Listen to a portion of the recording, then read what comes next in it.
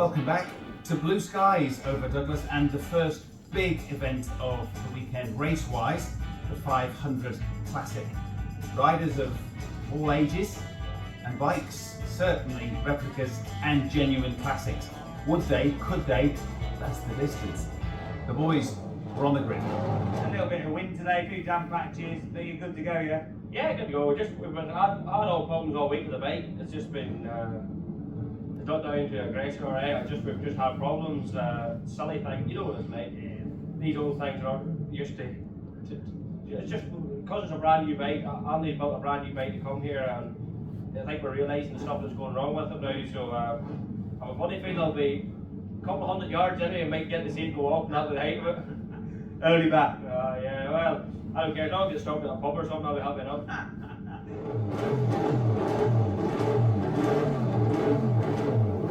Ollie Lindsell, you're going to be a front runner in this race. You're on a pattern. How are you feeling? Perfect condition, I'm thinking. Yeah, obviously the weather being perfect like this takes one worry out of your mind, but yeah, just go out there and really enjoy it. I've got a lot of experience on the pattern, which obviously John hasn't got, so I'll just going off at number one and do my own thing, and hopefully we'll be good enough.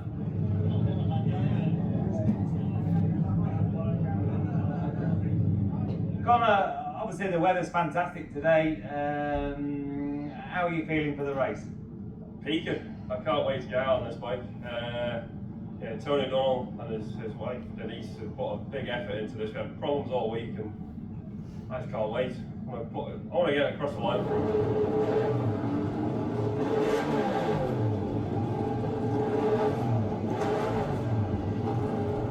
It's nice and noisy. It's pretty busy, which means, of course, we're about to get it started. The first and maybe the biggest race of the weekend is upon us. The Bennett's Classic 500. So with the stage set in the sunshine, Bedfordshire rider Ollie Lindsell set them off on his pattern. Ollie, one of the pre-race favourites on that powerful old bike. He made a good start. Not so much on another pattern, the one and only John McGuinness. A misfire right from the off, a problem that would persist. Then the famous names came thick and fast on an array of machines. Derek Johnson on an MV Augusta had all sorts of problems at the start. Very nearly over before it began.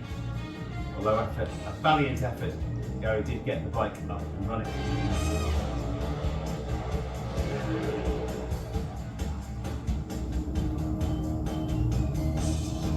A great turnout all over the island, as you'd expect, for this Classic 500 race.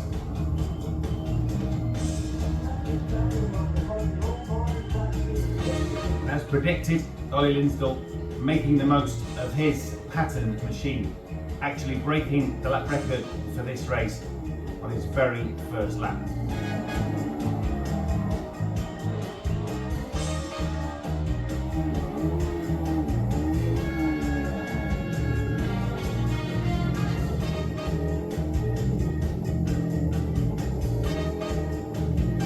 It soon became apparent that the successful strategy for this race was to nip in after the first lap for a splash and dash. Ollie Lindsell already with a commanding lead in the race from William Dunlop and Bruce Anstey in third.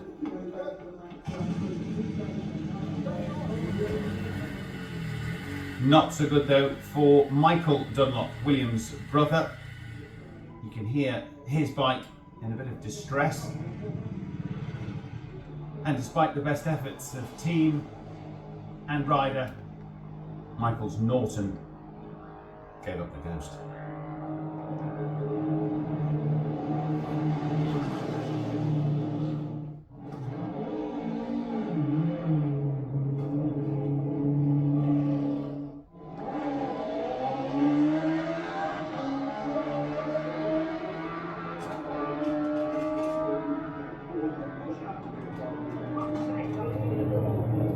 Sadly, John McGuinness also had to call it quits.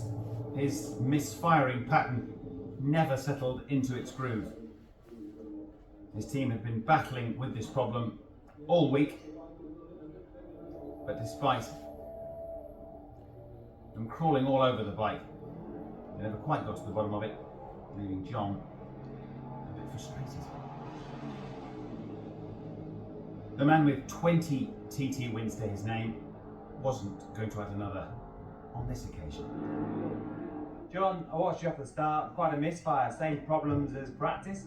Yeah, you know, we just can't seem to get to the bottom of this misfire. You know, the boys have changed everything. It's had plugs, coil, caps, leads, looms, fresh fuel, different carbs. Tried everything. I don't get it. I don't understand it. You know, it's just left us in a position where it's embarrassing for us all, really. You know, that bike's had a lot of success here.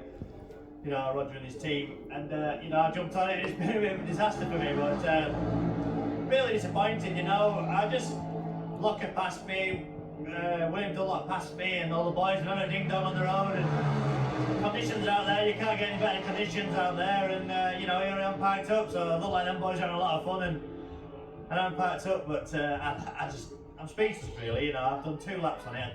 You know, we're on lap record breaking pace from standing start on Tuesday night. It would have only got better and better, but we just haven't had any luck with it. So I don't know.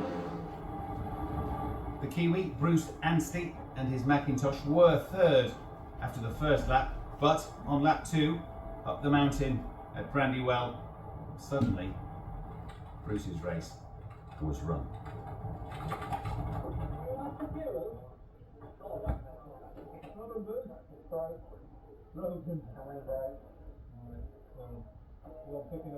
Ken, obviously a major disappointment. Your Macintosh, Max Norton has stopped at Brandywell. Poor old Bruce was pushing very well. Yeah, I'm really disappointed for Bruce because he's put everything into this and was looking so good, and we've had such a clear run, so I got no idea what's happened to it, but there was no signs of any problems at all. Everything was looking great before the race, so I think we're just going to have to take it on the chin. These retirements meant the race was starting to take shape. No problems for Ollie Linsdell, despite having pitted after the first lap. He had that commanding lead, and in fact broke his own lap record again the 3rd time round. 147 miles an hour almost through the speed trap at Solvay. The average speed for Linsdell then on that record-breaking lap, 111.66. The likes of William Dunlop, Jamie Coward and Chris Palmer at that stage all fighting for 2nd and 3rd, but Linsdell it would be to lead them home in the classic 500. He duly took the checkered flag. Chris Palmer unfortunately had to retire on lap 3. Jamie Coward still very much in the running, sitting 2nd until Glenn Helen on the final lap when he was caught by William Dunlop. But a fast and very happy finish for Ollie Linsdell on the pattern. A winner for the Classic TT. William Dunlop confirmed in 2nd spot, and a tired and emotional Jamie Coward in 3rd. Let's hear from the race winner. How was that? Perfect race? Pretty perfect, yeah. As I said, I was worried that John McGuinness was suddenly going to show his hand, but you know, I'm upset that they had the misfire. It would be nice to have beaten fair and square in a 4-lap race, but you know, I was happy with my pace. Probably could have gone quicker if I had to, but I kept an eye on my boards, and there was no point doing something stupid. Bike seemed to behave beautifully for you. Yes, it was. Yeah, obviously on the last half of a lap, I was hearing all sorts of funny noises, and every sort of few miles, I was knocking the revs back further until I was just seemed to be crawling along. So yeah, but it's done us proud. You know, the pattern is turned into a very reliable bike now, and as you've seen here, it's probably by far the most competitive classic bike. How was that for you? Different. Yeah, it was good fun. I really enjoyed it. It was just, you know, nice riding something a wee bit slower. Take off.